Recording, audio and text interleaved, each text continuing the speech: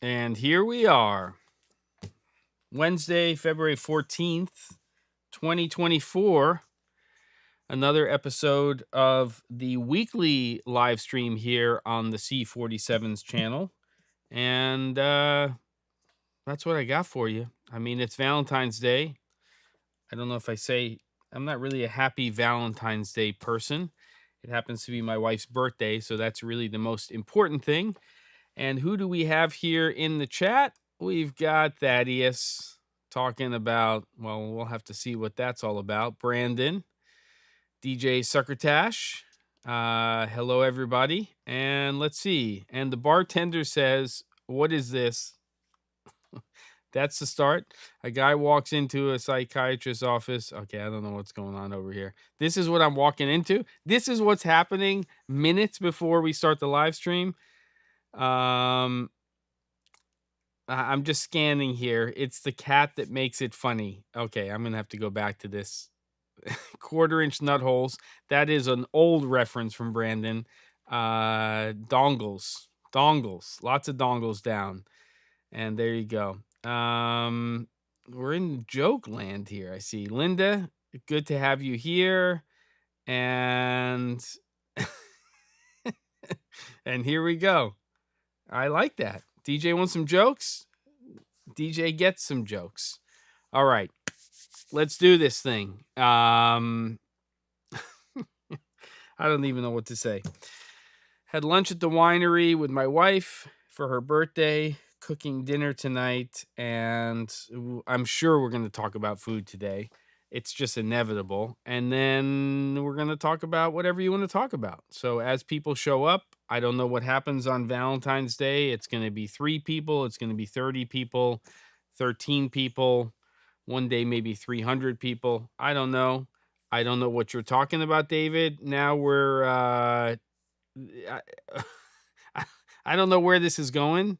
Maybe we should never, ever have a live stream on Valentine's Day. But thank you very much, Linda. It's like a double whammy, but it has been for a long time. David, good to have you here. And, we do this every week. We do 3 of these as the weekly live stream where it's just sort of general questions and we talk about whatever. And then on the first Wednesday of every month, generally, it's Camera Flask with myself, Ben Barden, and Caleb Pike. And my ad, what are you talking about, David? My ad. You better explain what you're talking about because this is some witchcraft you're talking about. I see. What are you talking about? David, you got to explain what you're talking about. What's the menu for tonight? All right, we'll get into that. Of course, we're talking about food. I'm going to talk about that. David, it's like you're talking in code here, so you better. Yeah, 1 card for sure, Linda. What's up, Ono? I don't know what you're talking about. My ad. So, David, explain soon, quickly, because I have no idea. I'm like in the mystery sandwich over here, and there you go. But I don't know what you're talking about. Ad. Yes, David's got a new pick. All right, let's get on to business here. All right, we talking about food. Linda just grilled some chops. Perfect. Is it aspirin time again? No, it was wine o'clock. I'm fine. Don't worry about it. I stopped drinking a while ago. And I love talking about food and production as well, Linda. Okay, so the menu tonight is very simple. So first of all, it's a 2-night process here. Okay, so lunch today, just out at a local winery that has a kitchen. Very nice. It was a leek and potato soup, but really interesting, almost like a French onion, but leek and potato, and he used black garlic. Very nice. Very simple salad. And then it was a red curry duck with black forbidden rice. I think forbidden rice is always black, but maybe I'm wrong about that. And there you go. Susan's made gorgonzola gnocchi for the blog, so that's the Heart Day feast. Love it.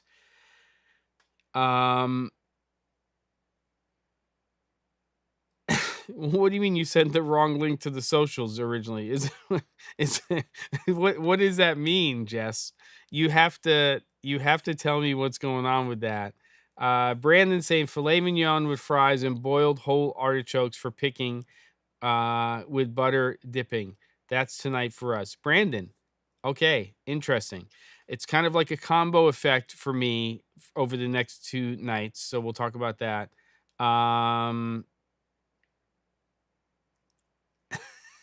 Don't go to Mickey D. Do you talk about Mickey D's for dinner? Okay, Mr. Coffee. I don't know what's going on with you guys. Um, okay, David Carroll, tell me what the F you're talking about when it comes to this lingerie ad. I don't know what's going on with that. That has nothing to do with the wrong thing. Okay, good. All right, here we go. Tonight, simple. Jess wants just a very simple pasta, pancetta, peas. So it'll just be a really good olive oil, like crushed garlic. It's an East Coast thing, but red pepper flakes. But I will tell you that I'm definitely moving in the direction more and more and more towards fresh chilies. So if I had one at home, it would be one like red chili that would be in there, but it's going to be crushed red pepper flakes. And then it's just going to be pancetta. It's going to be fresh pasta, peas, and then probably pecorino romano because I'm a sucker for that. And then Brandon, it's not then, before or at the same time, it's going to be artichokes. We have 2 beautiful artichokes, and I'm going to cut those, take the chokes out, all that stuff you don't want to eat that's going to give you a stomach ache. I'm going to it's a horrible day here. Oh, I like carbonara, but that's not what we're making tonight. That's egg based. No cream, by the way. Let's keep it authentic. So out there is absolutely horrible. So if I would normally make artichokes, cut them in half, take all the bad bits out, clean them up a little bit with the scissors, and then steam them with it's olive oil, a little bit of water, garlic, just get them lubbly jubbly, and then put them on the grill, high heat with a balsamic vinaigrette, and then usually some sort of aioli to dip it in. Tonight, I think what I'm going to do is steam, broiler on low, maybe not the balsamic vinaigrette, but like a lemon garlic aioli, and then just dip. That's what's going to happen. All right, so we're doing the pasta with the artichokes tonight. And then tomorrow night, Succotash, we're making the ridiculously what I need to get some cherry tomatoes. I think I have everything else in the house because I have 3 really nice steaks. We're going to make the Bloody Mary steak recipe from your partner. Looks insane. I'm ready. I'm going in. And I'm thinking maybe that's with asparagus, maybe fondant potatoes, but I don't know if I'm going to have time for that tomorrow night. If you know what fondant potatoes are, look them up. It's not like the stuff that goes on a cake. That's what I got. Polish grandmother. Pierogies, kid. Love pierogies. Not that that's what you're talking about. There's always an ad that plays before the C47's live stream. Today it was, well, it's Valentine's. It's Valentine's Day, David. So if lingerie is playing ahead of time, I have no control over that. YouTube/Google/Alphabet is looking out for their bottom line. That's what I have to say. All right.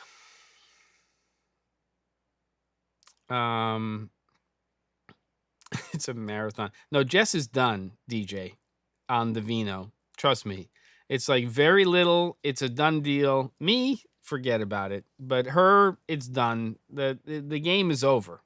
It's not a long game. It's not a marathon. Occasionally it's a sprint. It's a done deal, over and done with. Me, forget about it. I have Scottish, Irish, DNA, Italian. You add all of those up together. Okay, we're done. Okay. Yeah, that sauce is ridiculous. It sounds great on the so I first of all, let me just admit, DJ, that I do it's not an admission. I do not like Bloody Marys. It's just not the type of thing. It's like dairy in a mixed drink. Done. Don't do any of that kind of stuff. Never really liked that. V8, Bloody Marys, any of that stuff. It's just not for me. It just doesn't get me. But that recipe with the flavors with steak for that type of dish is on point. Um, I couldn't find on rhubarb and cod the actual recipe, but I can glean from there that, based on making other dishes, how much vodka I probably need, how much garlic salt I probably need. Um, I'm going to go with the instinctual way of making it, and I kind of can see visually what's going on there. Not worried about the steak. I'll leave it out for an hour. I'll cook it to I'm usually a 125 person and then pull it. Mine are pretty thick. They're about an inch and a half in terms of the steaks and the way they're cut. So I think we're good with that. And then it's just making sure that those ratios are right, but I'll just keep tasting and figure out where we are. There we go. The comments today are just, it's en fuego what's going on. David has a new offset charcoal grill smoker, and I'm doing ribeye tonight. Beautiful. I would like to hear, are you doing a rub? Is it just, kosher salt and cracked black pepper? Any garlic on there, garlic powder? Just tell me. All right. What are we watching our bottom line for, Brandon? What am I missing here? Let's see. I'm going back. Pasta on plastic is incredibly practical. What are we talking about? Oh my God, the plastic covers on the yeah. Oh my, would she really? She would do the pasta on the plastic covered couches. The stories of Italians, American Italians growing up in this country, and they would have to sleep on the floor. Like the kids would sleep on the floor when they're making fresh pasta because they would dry the pasta on the beds. Hopefully with clean sheets. I'm just saying, okay? This is what today's episode is all about. All right, let's see what else we've got. Lingerie on Valentine's is a good omen. Okay. YouTube gonna YouTube. This is ridiculous today. It's taste the meat, not the heat. Thank you, Brandon. Charcoal, I don't have a charcoal grill. I have a pellet smoker, which has really nice flavor depending on what pellets you use. But I have to say that there's nothing quite like cooking on charcoal, especially when you just take that charcoal, you light it, you let it get down to coals, and you cook like a nice marinated steak or chicken on there. It's beautiful. All right, here we go. Yeah, we're not Bloody Mary drinkers either. We're Canadian, so it's all about the Bloody Caesars. What does that mean? Okay, next. Ribeye is going to be great. Yes, it's going to be great. What is happening today? Yeah, the plastic coated furniture is bonkers. Jess's grandmother, ridiculous. My grandmother, one of them, that place I don't even want to talk about. It's ridiculous. We actually watched a show recently, which I thought was really fascinating. It was the American version of Love on the Spectrum, and there's one person who's from the Boston, Massachusetts area, and his parents are clearly much, much older. Like they obviously had him later in life, and they're in their 70s. But their house decoration, Jess and I were talking about it, looks like a grandparent's house from when we grew up. So like, you're growing up in the 70s and 80s and you remember that grandparent's house. That's what the grandparents' house looked like. The parents' house looked like, and it was now. All right, here we go. Um, all right, I got the stuff that's going on here today. The things that we're talking about. Um, are we talking? Are we taking any time talking about the Red V Raptor AK? By the way, some global shutter goodness. Yeah, great. I mean, 2 versions of that camera. I love that that's happening. You take what's happening with Sony and the A9 III in the mirrorless world. You take a look at what Red's doing now with the new 8K global shutter cameras. I think we're in for, they've obviously cracked the code now, and maybe we're done with Jello Vision in general. Maybe that's a thing of the past in the next couple of years, 3 years, once all of our cameras have sort of been recycled and we're into a new refresh. As long as we can retain or maintain the low light uh, capabilities that we now have from these cameras, being able to shoot high ISO, low noise, and we also gain global shutter, I think we're in pretty good shape. You know, yeah, that's all I gotta say. I think we're in pretty good shape. Um, Brandon says charcoal scares him. I don't know what to say about that. You'll be okay. I understand you're worried about ozone, but I think it's gonna be okay. All right. Um,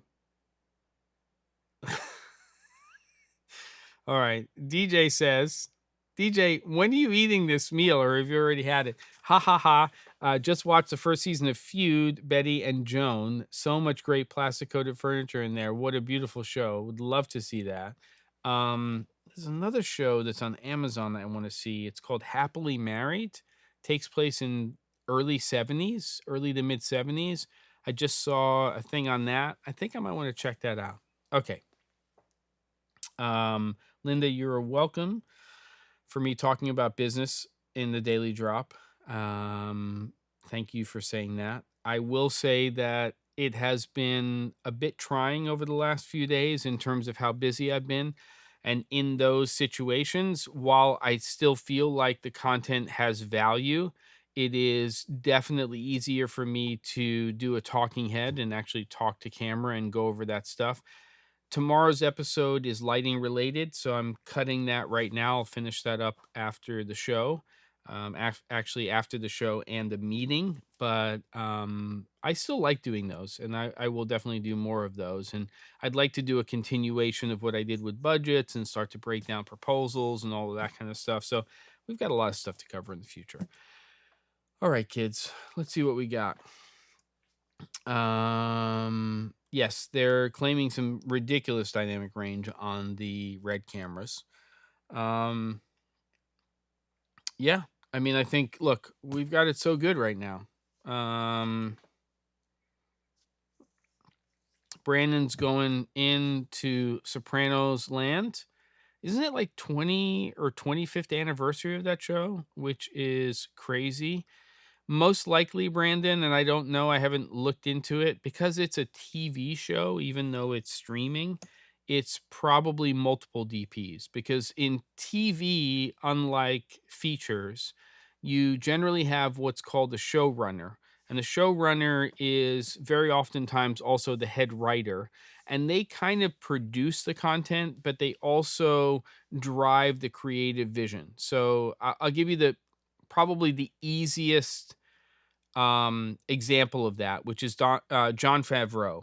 Okay, so he's the showrunner for Mandalorian. He's obviously a writer and he's a director. If he's making a feature film, he is he's the captain, right? He's the person who is over everything creatively, dreaming the script or writing it and dreaming it, and then sort of conceptualizing and making sure that the people who are under him in that case are executing the creative vision.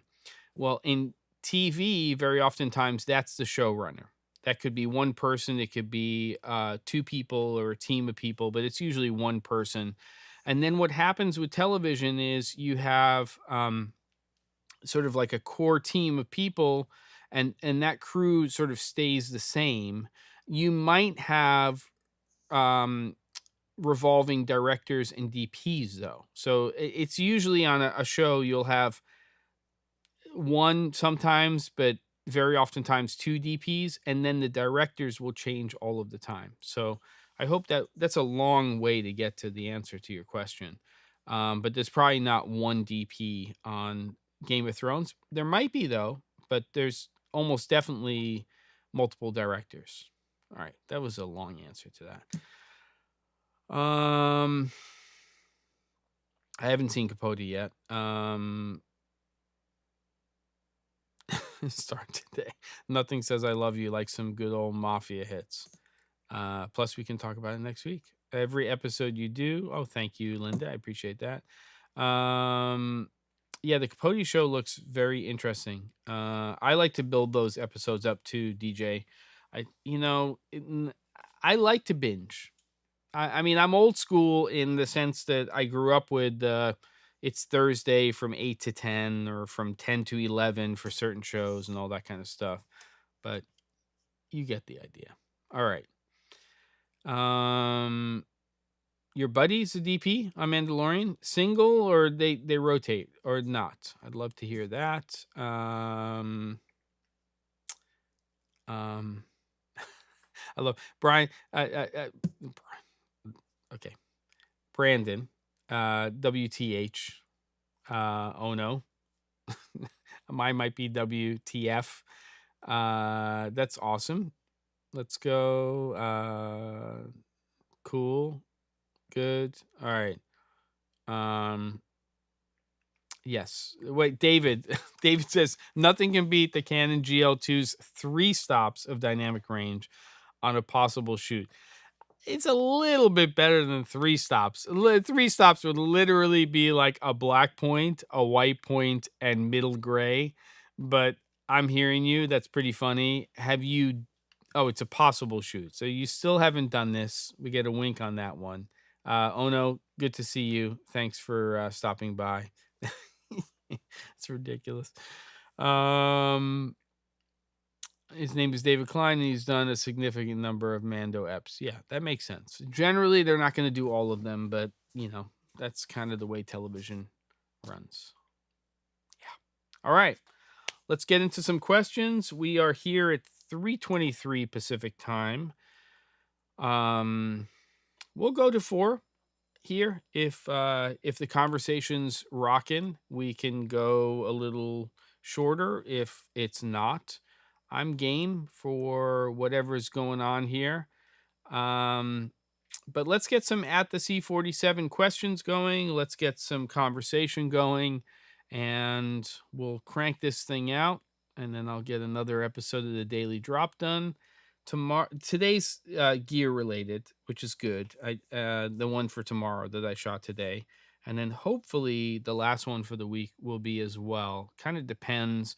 I'm redoing some of the stuff here in the barn in the studio space, mainly because we have a small shoot here on Sunday, which is stills related. So I've kind of redo some of the area here so I can kind of have a shooting space for that. Continuous light, not strobes, though we do that a lot as well. And then, yeah, production's kind of cranking along. I'm going down to, yeah, I guess it's down and east to Las Vegas at the beginning of March for a short production. I've got 8 meetings scheduled for the next week. That's a beautiful thing, and hopefully some of that stuff will translate into new projects. I'm looking for an iPad teleprompter app that is not a subscription. There's one. Maybe they moved to subscription. Let me see if I can remember what it's called. Just give me a second. iOS teleprompter. I'll know the name of it once I see it, if I see the name. Linda. Just give me a second. I'm trying here. Teleprompter. All right. I'm going to see if I can bring this up here.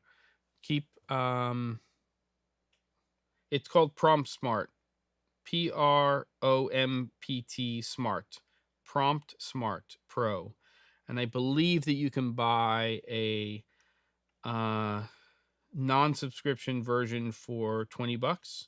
They make a light version for free that you can try out. Prompt Smart. That's what I got for you.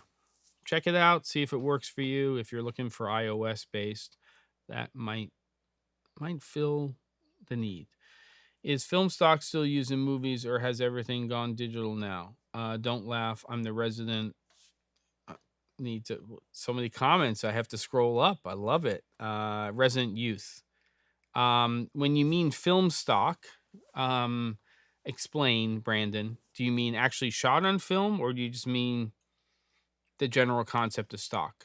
I mean, there's still a few things being shot on film, but I would say by far the vast majority of stuff is shot digitally, even if it's for stock usage. I would say that shooting on film right now is sort of a luxury that is entertained by certain directors and cinematographers. Does it have advantages? To some people it does, but I don't think it really factors into, unless you're trying to create footage for a particular film or particular show, then shooting on film probably doesn't make sense, because you're trying to make it match a particular film or show. But if you want it to be more universal, you'll get generally more flexibility shooting raw or log digitally, especially nowadays with things like the Alexa 35, these new red cameras, older red cameras, Sony Venice cameras, Canon C500, C300 cameras. I mean, there's just, as soon as you get to a certain data rate and you get to a certain gamut in terms of the color space that you're capturing and dynamic range and all that stuff, 12, 13, 14, 15 stops of dynamic range, shooting in log or in raw. And by the way, the big difference is raw is right off of the sensor. Log is a video format. So you already have this logarithmic curve, but it's in a video format. It doesn't have to basically be put into a video format. That's a whole other discussion. What do you find are the main disadvantages of constant light for photography? Is it mostly about level? Yeah, to a degree. I mean, I think that a lot of it has to do with high-speed sync and things like that, DJ. When you're shooting stills, there are advantages to shooting with strobes because you can go very, very high shutter speed. Depends on the sync speed. That's why the A9 III from Sony is amazing. It's a 1/80,000th of a second sync, which is mind-boggling.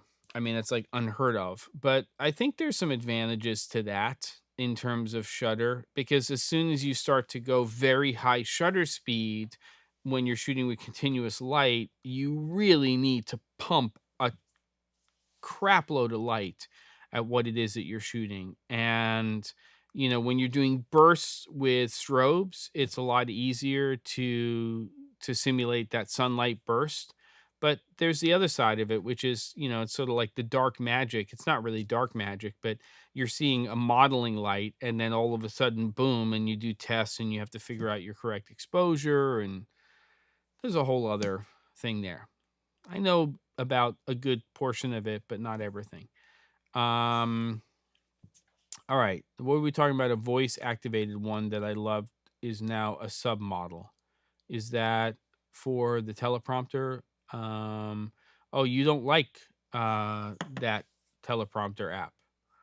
Okay. So I don't know. Oh, they want more money now. Yeah, that's the way it goes. Okay. I think I answered that one for you, Brandon, having to do with stock. Anyone here use pan, tilt, zoom cameras with a controller over IP. I haven't. It's not really my realm. Anybody else can chime in. Oh, DJ is chiming in. So they use a ton of PTZs. I mean, it's definitely a trend now. In fact, Succotash and I were talking recently. We had a little Zoom and we were talking about some of that. And there's definitely a trend there. And there's also, you know, a trend happening where we're starting to see less. We're seeing less crew and more technology. And I don't know if that's going to change. All right. What's real exciting is lots of night scenes with dark complexions with black clothes I'm going to say the woods. Related to what?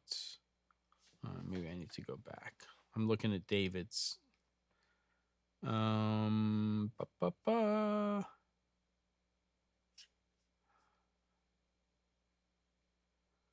All right. We'll have to get some more clarification on that. Would love. I'm obviously behind here on catching up on these things here. Would love to talk offline about networking. Boom, gotcha. I just built a studio with PTZ. It's good. The network is dry. Networking drives me crazy. I mean, I'm like the anti IP person. But what are you gonna do? I'm noticing some things with my background here and how it's reading darker. One of the things I did is for today's episode in particular, I changed my ISO of this camera from 2000 to 800. I increased the output of this key to 12% instead of 4. I can feel it feels a little hot here, just a little bit. But because of that and because of the lower ISO, it's that idea of exposing for your background and it you can see not that I want to, but you can feel a little bit more of the background at 2000, I believe, than you can at 800. And then yes, the foreground is a little bit different. Yeah, for sure. It's always interesting how that works. A lot of DPs will say that they like to expose for the background first. So they essentially get their exposure on what it is they're seeing in the background, and that could be interior or exterior. And then they light for um, foreground and middle ground. So, yeah. All right. Let's see what we got. Scrolling down. We're caught up. So there we go. Let's go. Questions. That was 10 minutes. Kind of went fast. I think I'm probably going to go back to 1600 or 2000 for my background. I kind of like when I'm reading this light a little bit more. You know what? I'm going to make a change right now in real time and we'll see if we see the difference. I'm going to go from 12% on my key to 4%. And I'm going to go to 2000 ISO on my camera instead of 800. Mental picture, take a look at the background and we'll see if anything changes. I'll be right back, kids. We do this live. That's life. I'm ready. All right. You down for this or not? Somebody. Come on. Talkback systems. Doesn't Hollyland have some pretty decent talkback systems that aren't ridiculously expensive? Hollyland, I think. Are we okay for this? All right. Remember, 800 goes to 2000.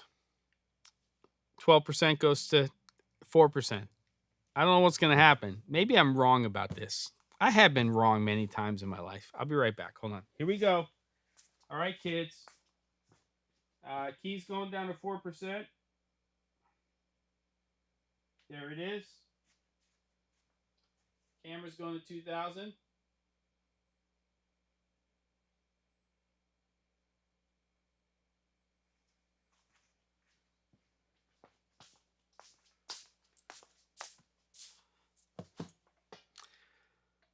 I'm not wrong.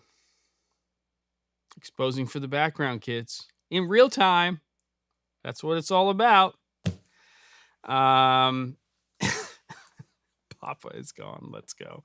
So you see that? Come on, kids. Look at that. See what's happening right there? What's happening over there, right? So, I mean, my exposure may have changed slightly, but really what we're doing is we're boosting the ISO, we're exposing for the background here, and then I'm making an adjustment to get this foreground exposure where I want it to be. Not drastically different, slightly more comfortable for me, though at 12% this light, forget about it. Who cares? Um, but you see the difference. Okay. So the math is not exact here, but 2000 now on this camera, we're introducing a little bit more noise in the shadows. It's true. Um, and then over here, we've gone down. Is it as hot? It's pretty close, actually. But the truth is that we get more exposure on the background. We're learning here. That's what this channel is all about, kids. 3 more minutes. I don't know what's going on with the time here. What's up with the YouTube purple and yes, yeah, what are you gonna do? It's not that it looks good or better, Linda. It's just really that we're showing. We're sharing. Sharing is caring. Scaring is caring. Monsters Inc.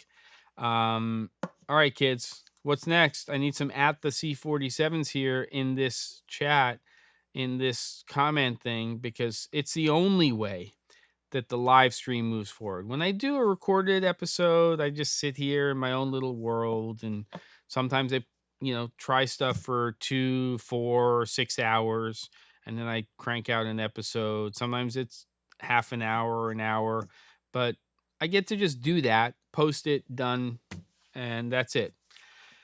And then, yeah, and that's the other thing, Linda, is that the way sensors capture color is also a weird thing, because you can dial in, as these lights are, blue, and then they can read red and all that stuff. What's in the red fridge? Right now, there is not a lot in the red fridge. I think there is one can of actually, it's kind of, you know what? I'm going to go grab what's in the red fridge, because I think I just realized how ridiculous. I haven't, they've been in there for a long time. Let me just show you what's in there. I'll be right back.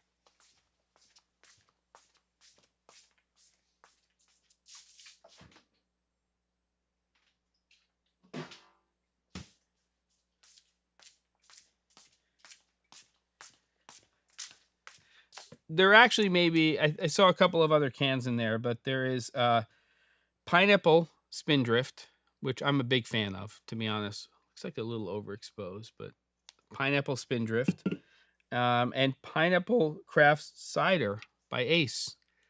So it's a pineapple theme in terms of what's in there, but the pineapple spindrift is kind of like my secret addiction. I don't know what it is, but it hits right. It's delicious for me.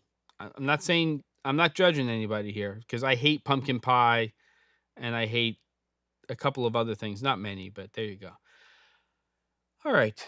Let's see. Okay, so DJ Succotash says, have to say, I've been very curious about these iFootage lights. I have too, by the way. They look nice. Tried them out at all? No, I have not. I think there's a review on News Shooter on them. What's interesting to me about those iFootage lights, a couple of things. They're handling the SSI rating. What does it stand? It's a rating. So SSI basically is a rating that is trying to it's trying to take known sources. So we'll just keep it simple. Daylight, tungsten. Okay, so tungsten generally is a quartz halogen, full color spectrum. Daylight, full color spectrum, and it's giving you a rating based on that in terms of how accurate that LED light source is to daylight spectrum, to tungsten or 3200 Kelvin spectrum. Um, Sometimes I'll call that well, we'll call it that. Um, and that rating can tell you how accurate it will be for those things, but also there's, how well SSI can help, as Matt Allard from News Shooter will tell you, kind of tell what lights will play well with others, because there's a lot of LEDs, a lot of LED technology, so on and so forth. Where am I going with this thing? So the iFootage lights have one approach to high SSI ratings, and then the aperture now Amarin is it a 200XS with the two blue LEDs plus RGB has a different way. No, it's not. It's not two. It's two blue LED emitters, different ones, to create two white lights that are also trying to create the highest SSI rating in the light. So that's fascinating to me. They're both doing it, but doing it slightly differently. And in fact, if you watch Curtis Judd's latest video, which I believe, covers this iFootage light, which is I think it's Curtis's daughter doing it, who, from what I can tell, has been behind the camera and doing post-production for a while, and he's out of town, so she's doing the episode, which is a good episode. Um, they're just approaching iFootage is approaching it a different way than Aperture slash Amarin is approaching it. This is a long answer to your question, DJ. So that's fascinating to me. Build quality looks on the iFootage lights, but the other thing that's really interesting is their honeycomb array. It's how they're handling the COB or chip on board array. So it's not in rows like this. It's a honeycomb. The way they are taking the essentially the daylight and we'll call it tungsten emitters. So you basically have blue LEDs in there. And usually, unlike the Amarin light, they're just one blue LED emitter for everything, and many of them. And then what they'll do is they'll put in front of each one of those emitters phosphor, and one phosphor compound might be mixed for daylight. The other one is for tungsten. And then the combinations of those two create bicolor lights. So we can go from, we'll just say for giggles, 2700 to 6500 Kelvin, which is a very common range for stuff. So this honeycomb array is kind of unique. And I think what's interesting about it is that when you're emitting from a COB, what you want to do ideally is you want that light to read as a single source without crazy, multiple shadows.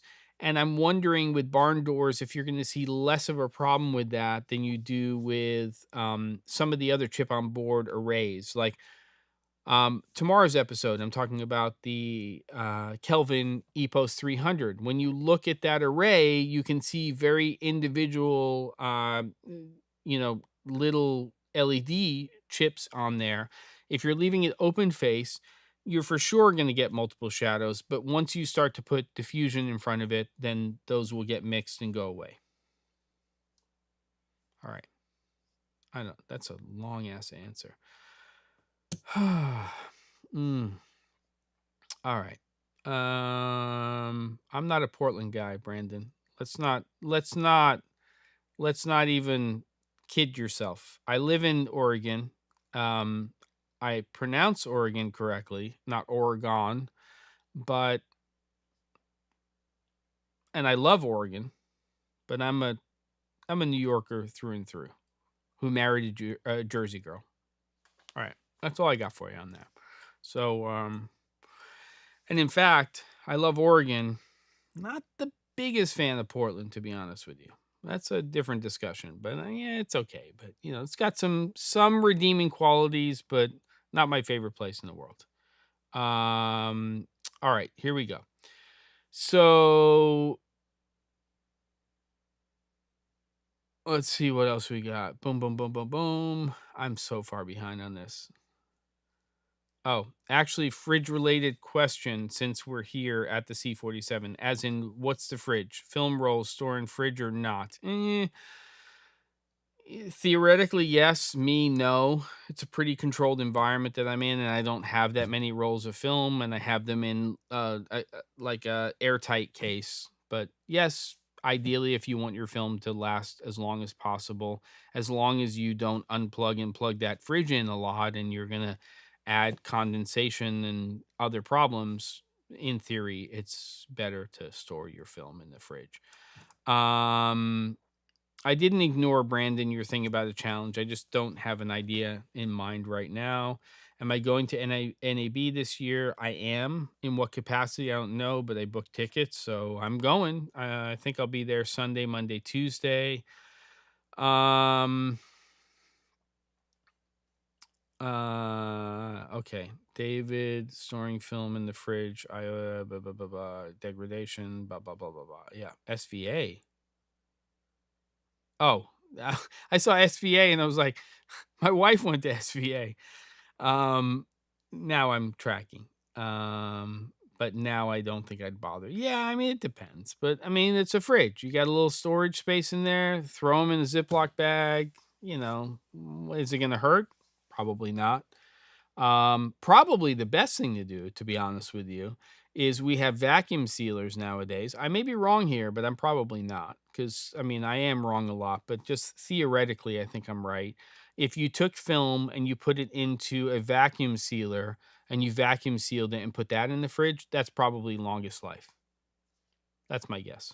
But, shooting on expired film is sometimes fun. Are we taking life that seriously that we really give a shit? I don't think so. I think you just got to go with it. All right. David says, yes, as David W., but there's so many with the. Oh, okay. I got you. I'm tracking here. So who do we have to petition about the return of the Ninja Star? No, it's not the return of the Ninja Star. It's the, it's not the introduction. It's the rollout. It's the brand new.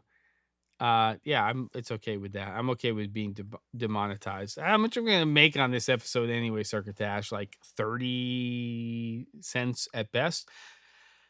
4K Ninja Star is what we're looking at. So there you go. Yes. All right. No, I think Brandon, I think like Cassie, on Caleb's side, I think it's in the chat that Jess is hanging. It's a behind the scenes, but welcome anytime. She wants to come hang out over here and we do a 2-shot. It's fine, but my guess is that's the way it's going to be. All right. Now we're cooking with fire. 3:48 p.m. Pacific time. What else have we got let's take us home. Let's get some other topics here. We got time here. Let's do it. Are we ready? I'm demonetized anyway, so it's fair game.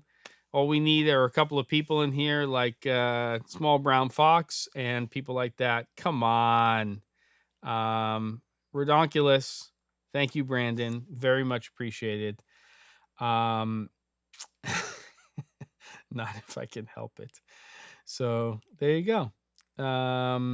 Thank you, Brandon. I really do appreciate that. And yeah, it's nice. And I really do like this community that we're building here. I think that the purpose of this channel is, yes, to grow, yes, to be able to dig into topics more, yes, for me to get some sponsors at some point. Actually, that might be starting to happen, which is a really exciting thing.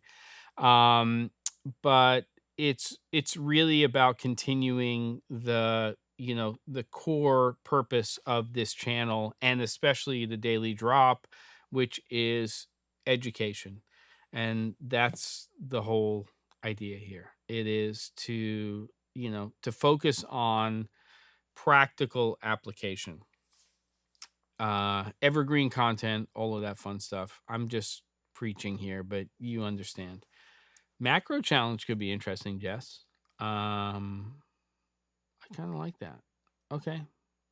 Yeah, all right. Let's keep that conversation going. Next week we are going to continue that. And all right, A7S3 or FX3. Interesting. Now, A7S3 is a larger pixel count, right? Or am I wrong about that? I'm pretty sure it is. It's a tough one because from a physical design standpoint, I unplug it. I have the FX30 up here, which is the same design as the FX3 in terms of housing, just a smaller sensor. I prefer the way that camera is designed and the way it operates. But that's the A7 C3 over there. Um, and what I really like about that camera is it's full frame, higher megapixel, still does great in low light, and I can shoot with full frame or crop sensor lenses. Um, yeah, but Brandon, doesn't the A7S3 that you have recently purchased also have a high megapixel count? What is the megapixels on that camera? Because it's really designed more as a hybrid camera, but it is again more of the video centric version of the mirrorless cameras besides obviously FX30, FX3. Oh, it's only 12. Okay. All right. Um Tough call for me then. Tough call, I have to say, between those two cameras because there's really something about the way that body is designed and the housing and the functionality of the FX30, FX3 that I really like, but both great cameras. If they have the same sensor, um, if I wasn't shooting stills, is the EVF enough of a sell? Price wise, Brandon, what's the difference? Not your super califragilistic expialidocious deal, but just in terms of street price, what's the difference between the two? Bring that up. All right. Less than 10 minutes away. What else we got? I think we can crank out one more topic. If anybody wants to put an at theC47 here on the weekly live stream, we can obviously pick stuff up again next week. Pineapple Spindrift for the win. The this stuff, the pineapple cider, I sometimes use like when I'm making pulled pork and stuff like that. Which one is $1,500 cheaper? Give me the lowdown, kid. But it's how those pixels are used. I'll die on this hill. Uh, is the A7S3 $1,500 cheaper than the FX3? That's what I want to know. I believe it is because it's definitely not more than $5,000 US. I can tell you that. All right. I think we're getting close to wrapping this thing up, kids. We've accomplished a lot or very little in the last 53 minutes of our time together. And on a Valentine's Day, I would have to say that I would like to thank you for spending your time coming in. We even exposed for the background and change this frame. All you have to do is go back to the beginning of the episode and then figure out where I start talking about this nonsense with 800 versus 2000 ISO and then changing the output of my key. It's magical how these cameras work and what happens. And if I think about it too much, I even get confused. But it kind of makes sense because if I step out of the frame and we look at this frame right here, and it's the same exact frame with the same amount of light in the background, and I expose that background at 800 or 2000 ISO, I'm going to see a lot more of this background here. But then I move into this cavern of darkness right here, and I need to expose myself, and then I'm just raising my light levels here a little bit. They're not really affecting, in this case, that background that's so far away. So we really get that opportunity. Depth is your best friend when you're exposing for the background.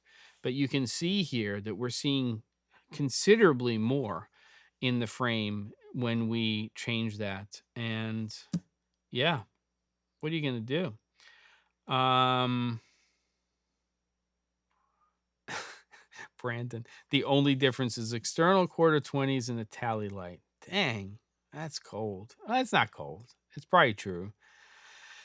And I'm too tired to actually do the research. I'm not really too tired. I'm going with it. I trust you, and we keep moving forward. So I'm gonna jump, and I'm gonna go to a meeting that I have pushed a couple of times, and I'm excited to meet with an existing client slash friend, and then I'm going to look at this laptop that you can't see here, and I am going to finish tomorrow's episode of the Daily Drop. As always, thank you so much for spending this hour of your time on a Wednesday with me. Tell your friends, subscribe. I know you guys are all subscribed. And there you go. Everybody, awesome. And I really appreciate the support. Next week, we'll talk about more stuff. What is this on my. What's going on? Yeah, it happened. Oh, I see what's happening. It's a specular highlight on a button. I'm just looking here. I've got the teleprompter here, and it's kind of ridiculous that. Whatever. Go watch The Sopranos and forget about it. And everybody, I'll see you next week. Keep watching the episodes. I'm never going to clean myself up, DJ Succotash. Looking forward to our follow-up conversation. And Pat hasn't been around for a while, Brandon. That was a ridiculous couple of weeks. You're just keeping this one alive. And clap, clap, clap. Laughs all around. And I'll see everybody next week. Take care. Thank you very much.